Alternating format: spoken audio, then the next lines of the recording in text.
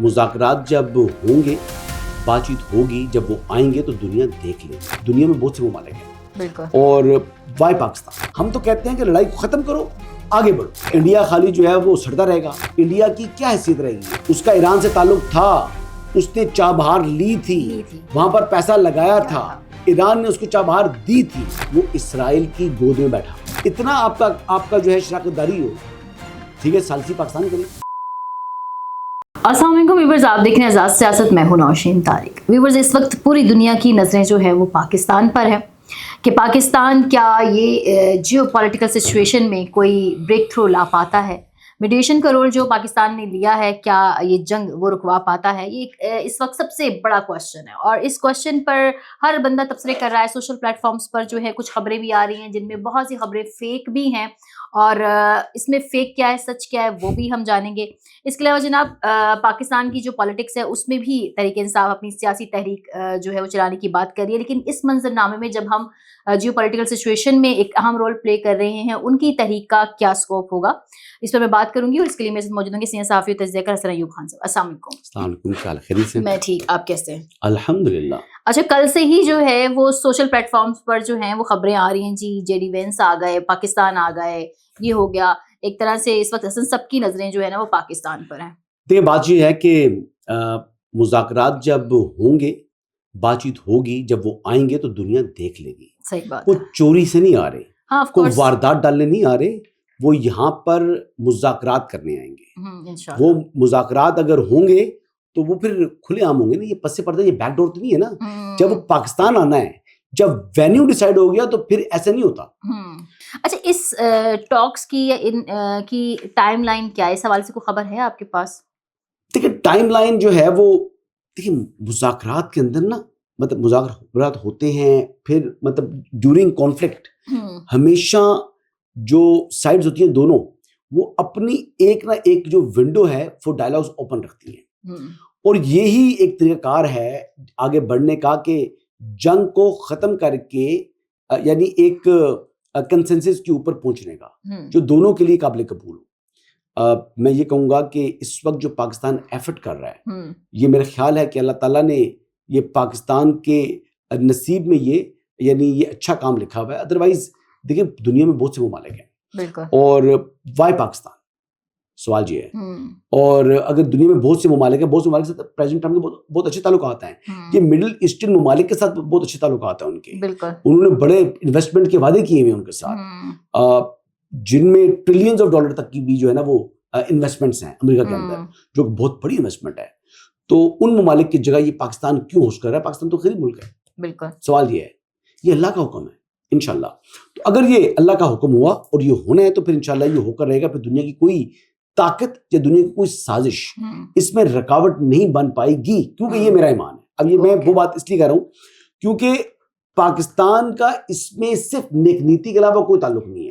पाकिस्तान चाहता है कि ईरान और इस खित्ते के अंदर क्या में अमन आए, दुनिया के लिए आसानी पैदा हो और दुनिया दोबारा यानी मामूल के ऊपर आए। बिल्कुल। और ईरान के लिए भी यानी मुस्तकबिल के लिए जो हुआ, वो जो होना था वो तो हो चुका है, जो लड़ाई होनी है वो हुई है। हम तो कहते हैं कि लड़ाई को खत्म करो, आगे बढ़ो। अच्छा, कल भी हम बात कर रहे थे कि हमारे पड़ोसी मुल्क में तो इस पे सफ़े मातम बिछा हुआ है, लेकिन कल भी मैं ट्रांसमिशन देखती, शायद आपकी भी नज़र से गुजरी होंगी, अर्नब गोस्वामी जो कि जंग में भी बहुत आप देखते हैं ना, वो बड़ा आग उगलते हैं उनके बारे में। तो ये उन्होंने एक नया शोशा छोड़ा है कि जी उनके ज़राए, मतलब आई डोंट नो उनके कौन से ज़राए हैं, उनकी ज़राए का ये कहना है कि पाकिस्तान से होस्ट करेगा, मीडिएशन का काम तुर्की और मिस्र करेंगे। अब पता नहीं ये वो अपने आप को तसल्ली देने वाली बातें कर रहे हैं या क्या। चलो, पाकिस्तान तो ये भी करेगा, आपने तो भी नहीं किया। इंडिया क्या करेगा? इंडिया खाली जो है वो सड़ता रहेगा, इंडिया जो है वो जलता रहेगा, इंडिया जो है वो अपने जो एक कहते हैं खोल के अंदर जो है वो बैठा रहेगा। इंडिया की क्या हैसियत रहेगी? है इंडिया इस खित्ते का बड़ा मुल्क है, लेकिन पाकिस्तान को ये अल्लाह ताला इज्जत दे रहा है। मैं ये कह रहा हूँ ना, पाकिस्तान की इकोनॉमिक माइट तो नहीं है पाकिस्तान, हाँ, लेकिन पाकिस्तान मिलिट्री माइट है। और ये जंगों के अंदर अहमियत मिलिट्री माइट की होती है, फाइनेंशियल माइट की नहीं होती। पहली बात। दूसरी बात यह है कि हमारे जो सिपा सलार हैं, फील्ड मार्शल सईद आसिम मुनीर, वो उनकी एक ऐसी क्रिज्मेटिक पर्सनैलिटी है जो कि लोगों को कायल करने की अहलियत रखते हैं। उनसे शायद अल्लाह ने ये काम लेना है, एक बात। दूसरी बात ये है कि फील्ड मार्शल की तारीफें करते हुए थकता नहीं है प्रेसिडेंट ट्रंप। वो माय फेवरेट कहता है, और वो साथ ये भी कहता है टफ मैन।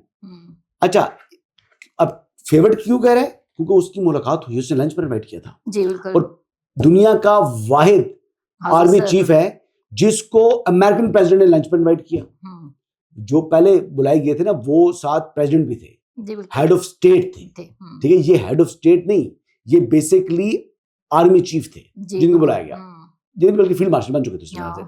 अच्छा, इसके अलावा अब इंडिया के पास क्या है? वो अपना जो रोग रो रहे हैं वो इसराइल की गोद में बैठा। उसका ताल्लुक था, उसका ईरान से ताल्लुक था, उसने चाबहार ली थी, वहां पर पैसा लगाया था, ईरान ने उसको चाबहार दी थी, पोर्ट दी थी।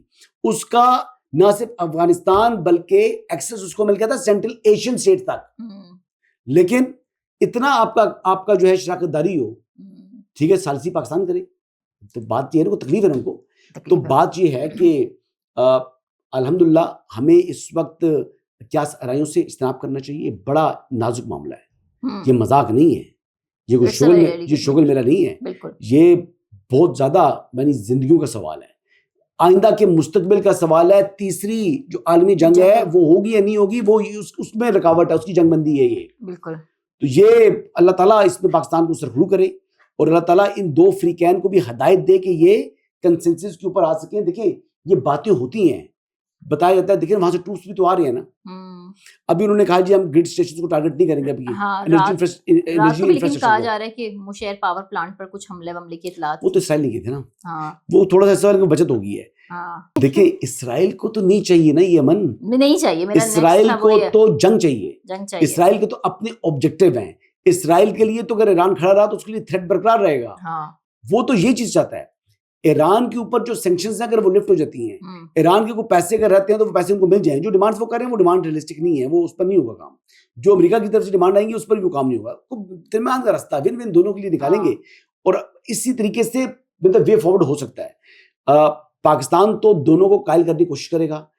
पाकिस्तान रियलिस्टिक अप्रोच जो है वो अडॉप्ट करेगा ताकि मामला रिजॉल्व हो, ये जो डिस्प्यूट जो है वो टाइम बिंग, ये जो जंग है खत्म हो। अच्छा हसन, मैं देख रही थी कि अमेरिका ने भी जो है वो अपने 15 नुकाती यानी शराइत जो है वो भेज दिए ना बातचीत से पहले।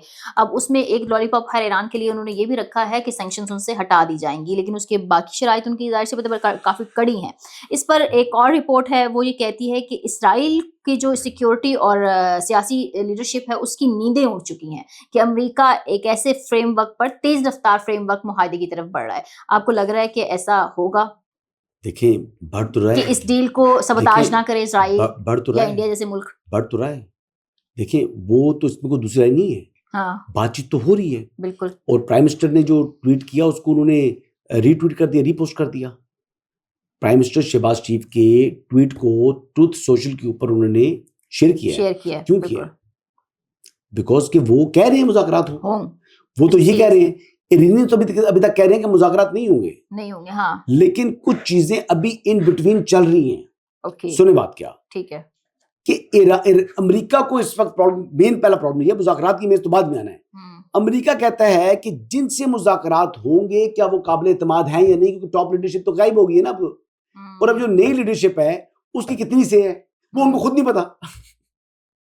अब बात समझ रही है? अगर आयतुल्लाह खामनाई आज हयात होते, मैं कहता ना बहुत बड़ा आदमी है, शहीद कर दिया है, बहुत बड़ा कीमती आदमी था, शहीद कर दिया। मैं क्यों कह रहा था? मैं इसलिए कह रहा था कि आयतुल्लाह खामनाई का एक होल्ड था ईरान के ऊपर। बिल्कुल।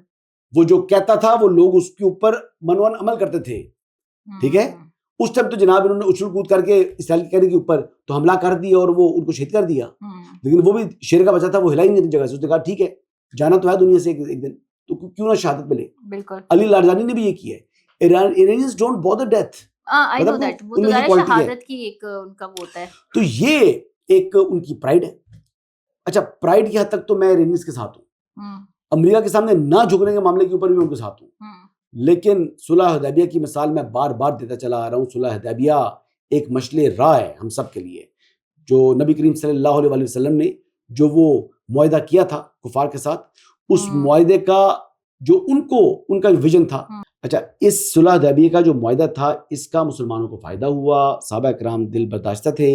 उस वक्त जो विजडम था वो उसके बाद 1 साल बाद पता लगा कि मक्का फतह होता है एक बंदा कत्ल किए बगैर।